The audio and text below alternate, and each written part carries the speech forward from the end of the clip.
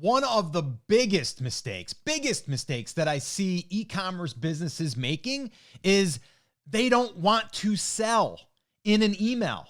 And then they wonder why they're not making any additional sales. Email isn't working for me.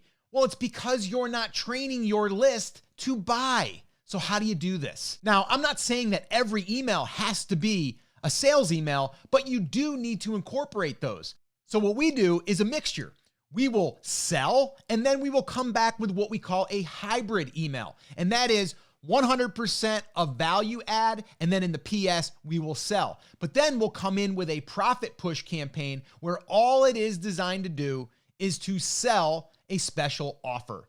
But what if people unsubscribe? That's the next problem I hear. Well, it's okay. We want people to get off the list that don't want to be sold to. And that, my friends, is how you can train your list to become buyers. Listen, if you enjoyed this tip, if you want more tips like this, go ahead and grab a copy of our email list building playbook over at emaillistplaybook.com. It's a 100-page guide, which we give to all of our private clients. I think you'll enjoy it. Go ahead, grab a copy.